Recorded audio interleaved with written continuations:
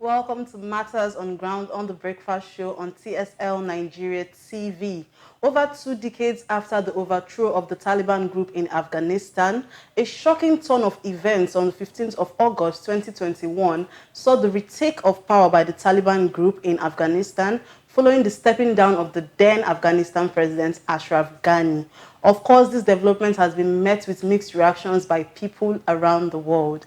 Today on Matters on Ground, we're going to be discussing the Taliban takeover of Afghanistan. And to do that, I am joined by my co-host and a special guest. You'll be meeting both after this break. See you soon. I'm Wana Dana.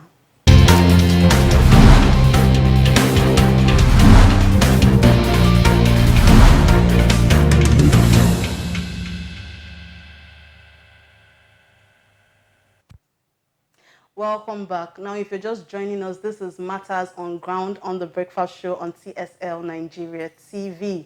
Today, we are discussing the Taliban takeover. And as I said before the break, I'm joined by my co-host, Favor, and the special guest. He's a regular on the Breakfast Show. He's a legal practitioner and a social commentator in the person of Tali Alabi. Good morning to you, sir. Good morning. Good morning, Favor. Thank you. Now, like I said, this takeover by the Taliban group has been met with so much reactions. And I want to first of all know how you took the news when it came out. Thank you. Personally, I wasn't surprised. I wasn't surprised because over the years, and as a student of history, I'm not sure I've told you before that I'm a graduate of history before being a lawyer.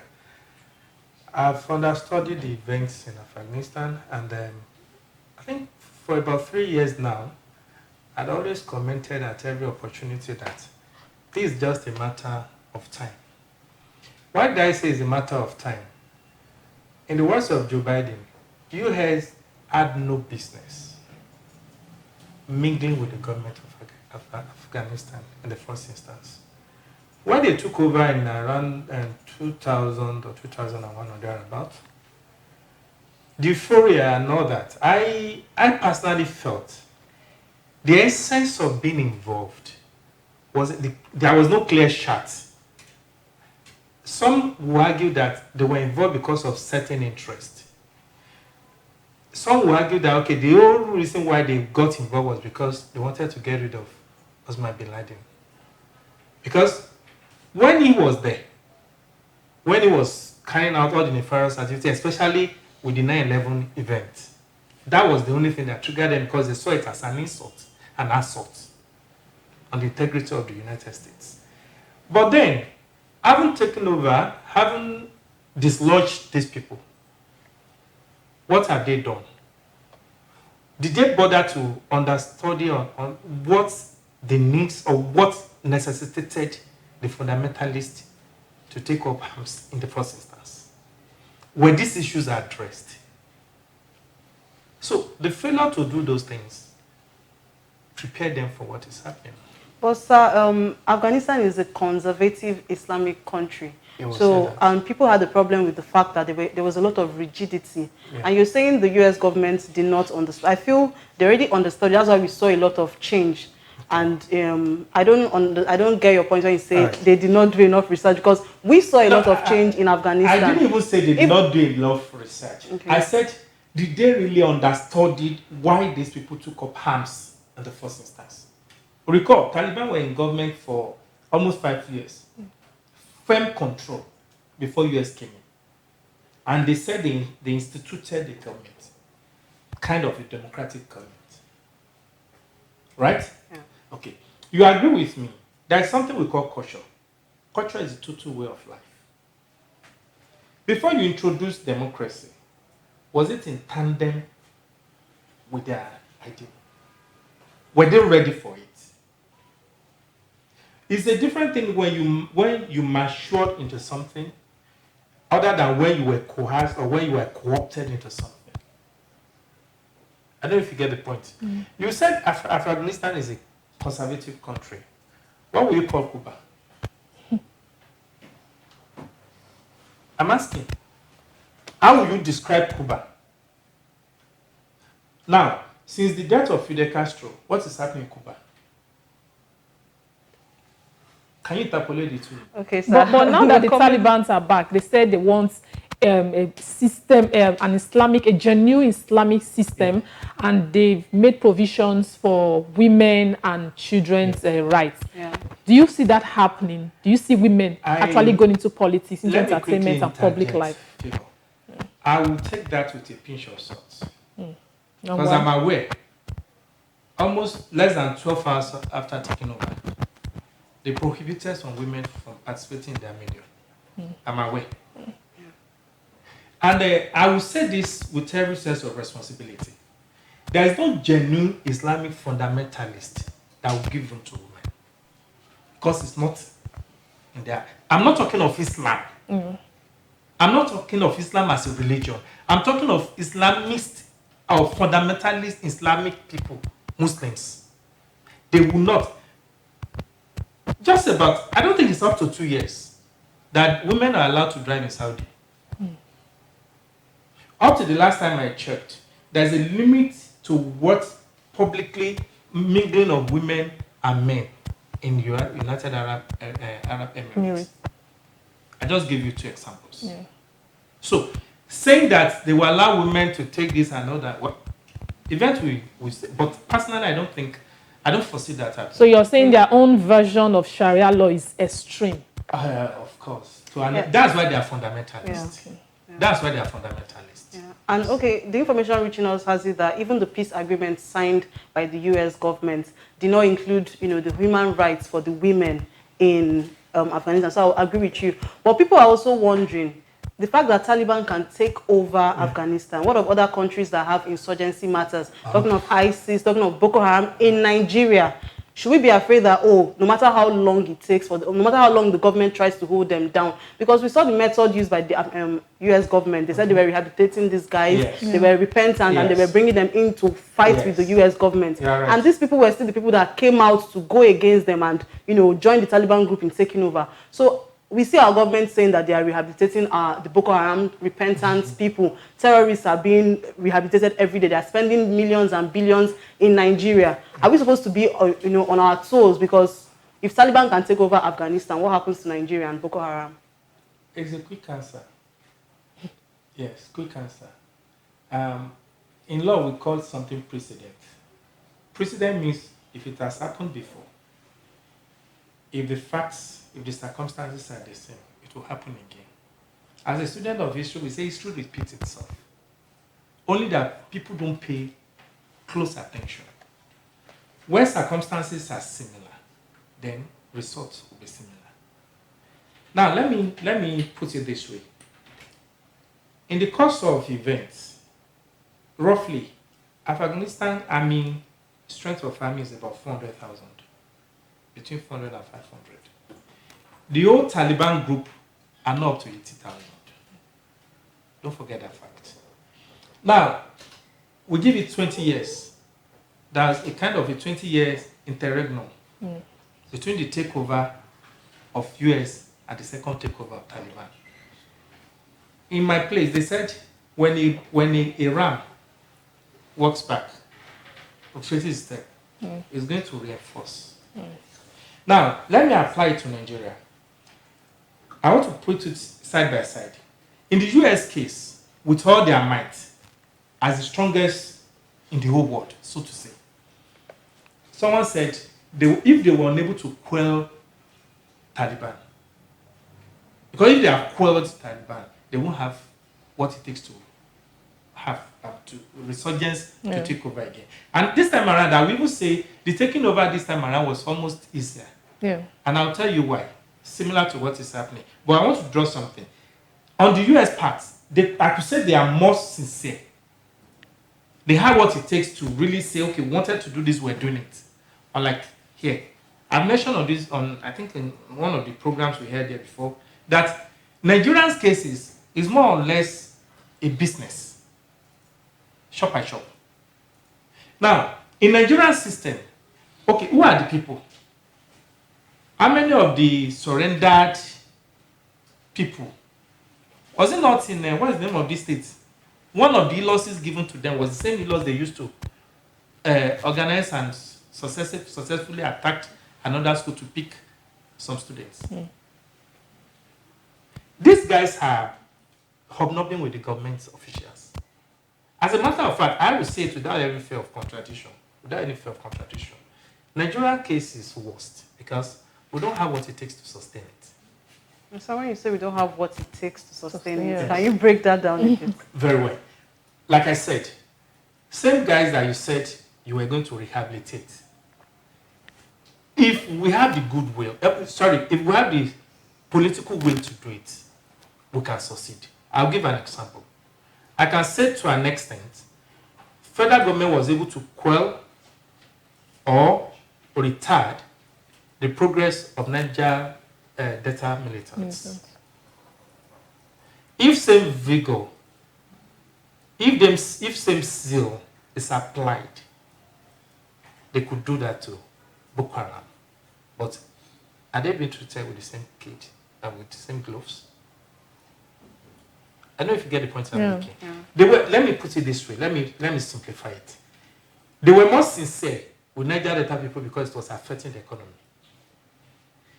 They are not sincere with Boko Haram because it's favoring them.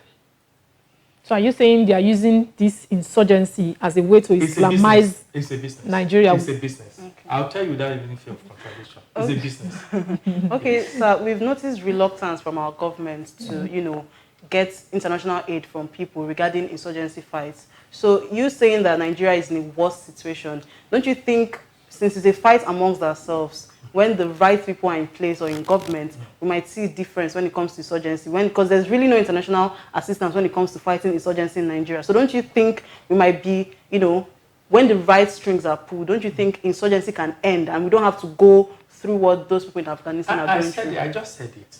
I say if the government is sincere, that's why I gave the example of Niger Delta militants. To an extent, they were caught compared to what used to be. But I said, will you say same measures have been applied to Boko Haram? I can tell, I would not, as of this morning I'm aware, there are some localities in the north where the Boko Harams are hosting their flags. They mingle with people, they regulate the commercial activities on a daily basis, they collect money from traders.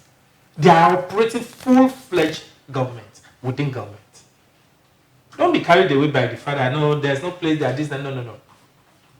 But these guys don't have issues because they are paddy. They are enjoying what is going on.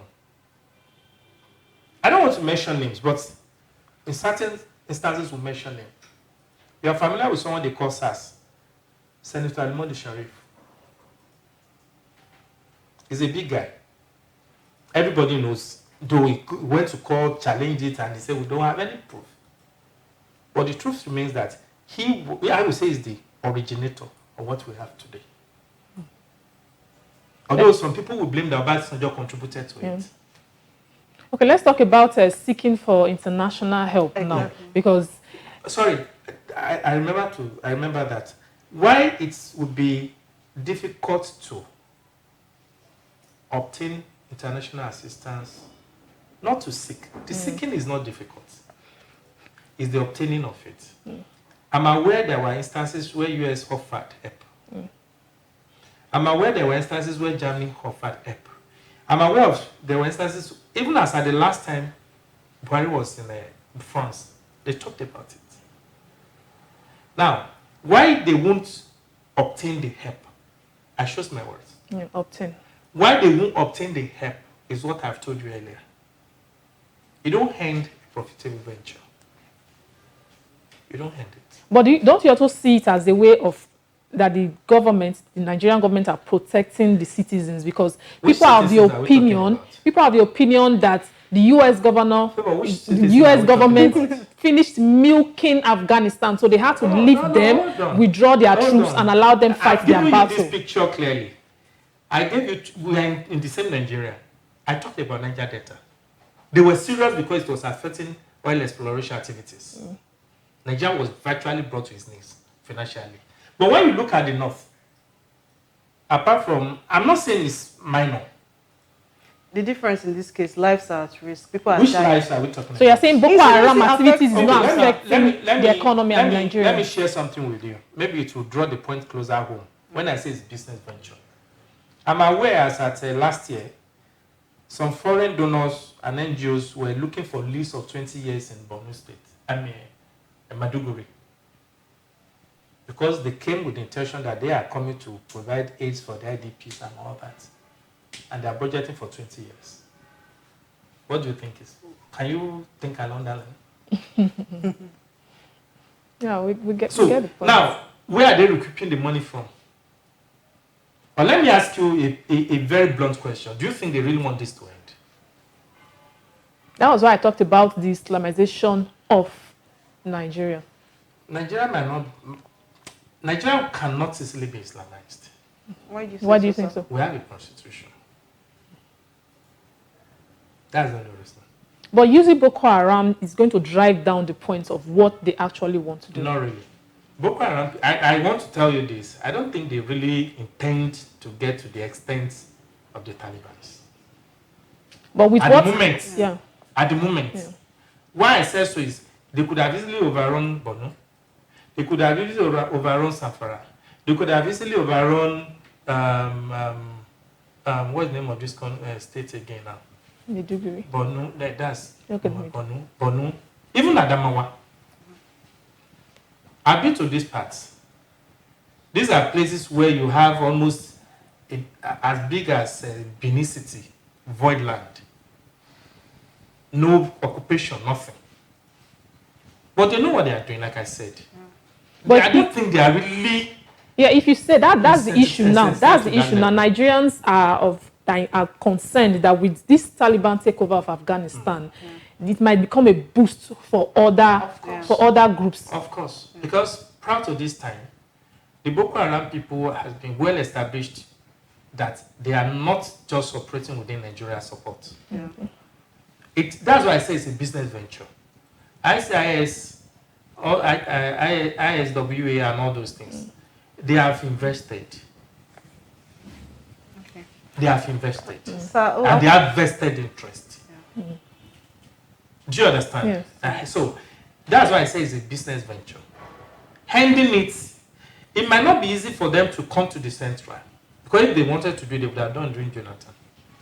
So it seems our government, they're not really, in quotes, bothered about things going on, because we know we're facing similar things, even though you say it's not so, similar. What do you think we have to say about the government that their focus is still on cattle ranching and, open grazing, when we're having countries being taken over by terrorist groups, something a bit similar to what we're facing in Nigeria? But I've said it.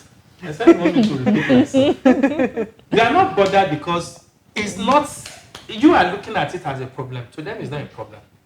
But majority see it as a problem. Who are the majority? Me as a citizen, I'm bothered. I can't go to certain states in my country Hold on. because Hold on. I might not come Hold back on. the same. Hold on.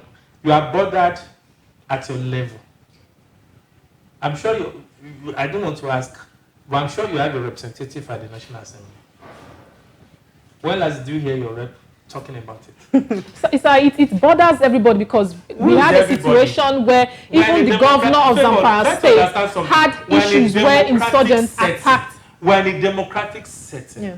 When last was this issue of insurgents raised with every sense of responsibility on the floor of National Assembly? So what would you say as can do Nigerians better. and as youth? What should we do now? Because you keep saying it's a business venture. Yes. Whether it is a Let me business make venture it- or let not, me make it some lives are professor. being lost Let me on a make it daily professor. basis. Let me make People it are professor. at risk. So Let whether me it make is it a professor. business venture Let me or make it not, professor. people are at risk. This How is do we do August better? 2021. Election is coming up in 2023. Let's give you 6 months. This will well. It will go down. It now depends on who wins in 2023. Or if you want me to simplify it, Yeah. I've said it here before. I will say it again. If the government at the center changed today, I can give you 80% chances that this will go to an end. But the only difficulty is they have tasted the juicy part of the deal. So they may have to ask for a higher stake. That's So I think on future notes, we're going to hold you to your word. We have the videos on the internet. Make a prophecy. Okay.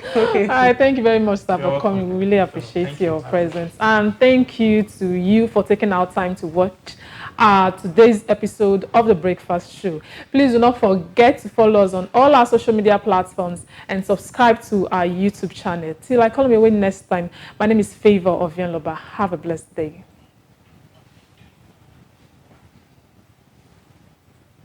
Stay connected to TSL Nigeria and get updates on the go all day, every day. Subscribe to our YouTube channel on TSL Nigeria Space TV and join our online family.